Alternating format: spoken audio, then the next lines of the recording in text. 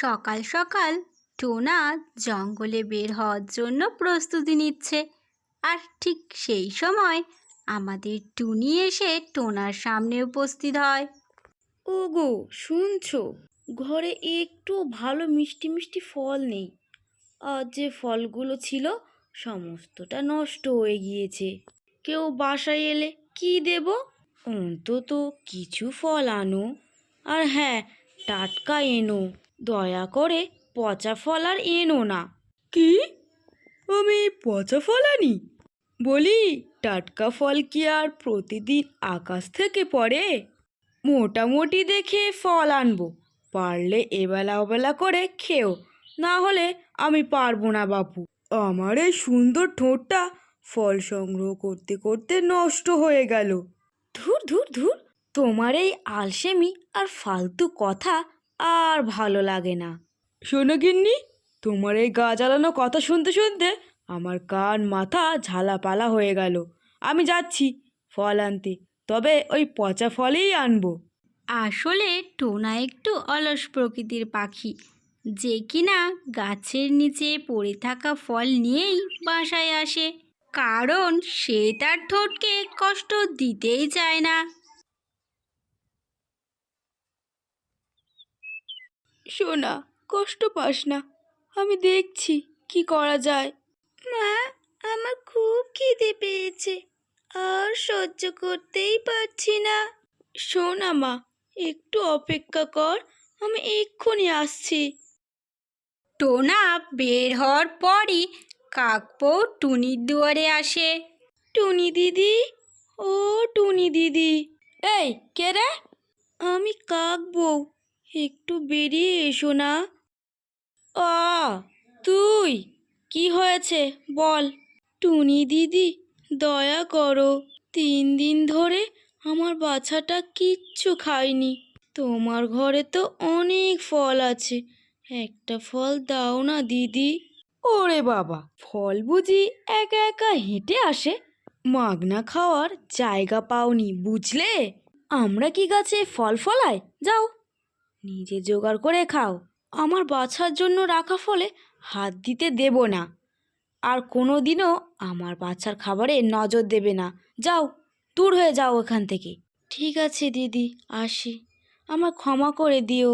মা, আমাদের তো অনেক আছে, একটু দাও না কাকিমাকে। এই, তুই চুপ কর। বেশি কথা বললে তোকেও না খাইয়ে রাখবো। টুনি তার বাচ্চাকে জোর করে অনেকগুলো ফল খাওয়াতে থাকে, আর কাকবউ কাঁদতে কাঁদতে ফিরে যায়। এক টুকরো খাবার পেলাম না। বাছার মুখে একটু খাবার তুলে দিতে পারছি না। বাছার মুখে কি দেব? আর এ জীবন রাখবো না। কি হবে এ জীবন রেখে? পথে তার দেখা হয় কাকাতুয়া দাদার সাথে। কাঁদছো কেন কাকবউ? দাদা, খাবারের অভাবে আমার বাচ্চাটা মরে যাবে, কেউ সাহায্য করছে না। চিন্তা করো না, আমার ঘরে চলো। আমি অনেকটা ফল আর শস্য সংগ্রহ করেছি। আর কাল থেকে আমার কাঠের ব্যবসায় কাজে এসো। খাটবে আর সম্মান নিয়ে খাবে। ধন্যবাদ দাদা, ধন্যবাদ। পরদিন কাকবউ জঙ্গল থেকে কাঠ সংগ্রহ করছে, আর টুনি সেখানে গিয়ে তাকে হিংসা করতে শুরু করে। এই কাকবউ কাজ করে অনেক টাকা পাচ্ছে, এটা আর সহ্য হচ্ছে না। একে শিক্ষা দিতেই হবে। এই কাকবউ, এখানে কেন? ওই পাশের জঙ্গলটায় চল, ওখানে খুব দামি চন্দন কাঠ আছে। ওটা দিলে কাকাতুয়া মহাশয় তোকে অনেক টাকা দেবে। আসলে টুনি বদমাশি করে কাকবউয়ের সুখ সহ্য করতে না পেরে পচা কাঠের স্তূপের দিকে নিয়ে যেতে চায়, কিন্তু সে জানতো না যে কাকাতুয়া আগে থেকেই দাঁড়িয়ে সমস্ত ঘটনাটি দেখে। থামো টুনি, তুমি কি জানো না যে পচা কাঠ তুমি ওকে দিতে চাইছো তা দিয়ে আমার ব্যবসা লাটে উঠবে? কেন এমন কাজ করছো? আমি আমি তো শোনো টুনি, হিংসে করে কখনো বাঁচা যায় না। আর তাছাড়া ও তো নিজেই নিজের খাবার জোগাড় করছে, কেন তাহলে হিংসা? কাকাতুয়ার সহযোগিতায় কিছুটা হলেও কাকপোয়ের জীবনে অভাবের অবসান ঘটেছে। আর এদিকে বিকালে কাকবউ একা একা জঙ্গলে ঘুরতে গেছে। হঠাৎ সন্ধ্যা নেমে আসে এবং চারিপাশ অন্ধকার হয়ে যায়। আর একটি অদ্ভুত ছায়া টুনির সামনে এসে দাঁড়ায়। কে কে তুমি? ভূত নাকি? আমি শাকচুন্নি। ওরে বাবারে, শাকচুন্নি, আমাকে ছেড়ে দাও, আমি কিছু করিনি। হ্যাঁ, তুই কিছুই করিসনি, কিন্তু তোর স্বামী টোনা আমাকে বিষ খাইয়ে মেরেছে। আমি তার প্রতিশোধ নিতে চাই। তুমি সেই পাখি? হ্যাঁ, আমি সেই যাকে তোরা ফলের সাথে বিষ খাইয়ে মেরে ফেলেছিস। তোদের সবাইকে এক এক করে শেষ করব আমি। না না, এটা করো না, দয়া করো। দয়া? শাকচুন্নি টুনির দিকে এগিয়ে যেতে থাকে আর টুনি বাঁচাও বাঁচাও বলে চিৎকার করতে থাকে। আরে, এই অন্ধকারের মধ্যে কে এমন করে চিৎকার করছে বাঁচাও বাঁচাও বলে? এ তো টুনি দিদি, টুনি দিদি, টুনি দিদি। কাকবউ, তুই এসেছিস, বাঁচা বোন, বাঁচা আমায়। এই বদমাস শাকচুন্নি আমাকে মেরে ফেলবে। মানে, তোমাকে মেরে ফেলবে কেন? কি বলছো টুনি দিদি? আর উনি কে? এমন দেখতে কেন? কাকবউ, তুমি চলে যাও এখান থেকে। কেন যাব? তুমি কে? কেন এই বৌদিদিকে মারতে চাইছো? তুমি জানো না কাউকে মারা অপরাধ? হ্যাঁ, আমি জানি, কিন্তু সেটা এরা জানে না। এরা স্বামী স্ত্রী দুজনে মিলে প্ল্যান করে আমাকে ফলের মধ্যে বিষ খাইয়ে মেরেছে।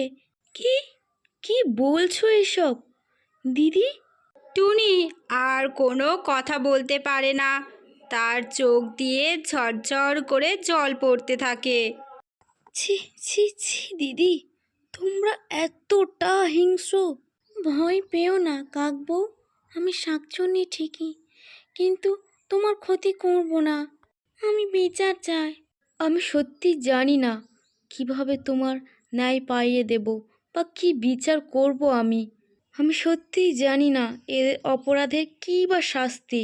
বোন, তাই তো বলছি, এদের অপরাধের একটাই শাস্তি, ধ্বংস। তুমি চলে যাও। না, এটা কখনো হতে পারে না। কেন?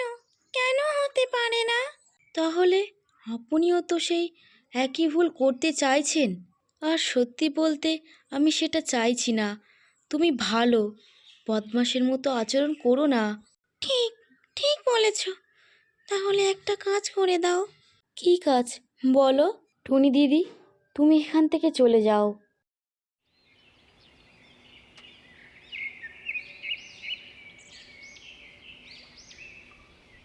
ওই ও পাশের ঝোপে আমার মৃতদেহটা পড়ে আছে, ওটা নদীতে ভাসিয়ে দাও। আর শোনো কাকবউ, অন্যের ক্ষতি কখনো করো না। তুমি এমনই ভালো থেকো। কাকবউ মৃতদেহটাকে নদীতে ভাসিয়ে দিয়ে শান্তি মনে বাসায় ফিরে যায়। পরের দিন সকালে পেঁচা টোনাকে তলব করে।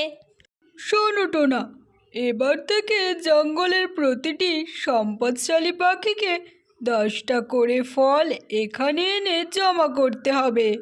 পেঁচামশাই, নিয়মটা খুবই ভালো, কিন্তু নিয়ম তার জন্য হওয়া উচিত যার কাছে অনেক ফল আছে, কিন্তু আমার তো কিছুই নেই, কেবল কয়েকটি পচা ফল, যার জন্য বউয়ের কাছে প্রতিদিন কথা শুনতে হয়। বাহ টোনা, বাহ! থামো গো থামো, আর এমনিটি করো না। গতকাল শাকচুন্নির সেই করুণ মুখ দেখে আমার শিক্ষা হয়েছে, হিংসা আর অভিশাপ নিয়ে বাঁচা যায় না গো। কাকবউ, এই নাও ফল, তুমি আর তোমার সন্তান পেট ভরে খেও। ওরে বাপরে, এ যে আমার আনা কষ্টের ফল ওকেই দিচ্ছে। চুপ করো, মরে গেলে কি এই ফলগুলো নিয়ে যাব? তার চেয়ে মানুষের আশীর্বাদ নাও। সবাই আমরা স্বাধীন ও মুক্ত। আজ থেকে আমরা সবাই মিলেমিশে থাকবো। কোনো হিংসা থাকবে না, কোনো লুকোচুরি থাকবে না।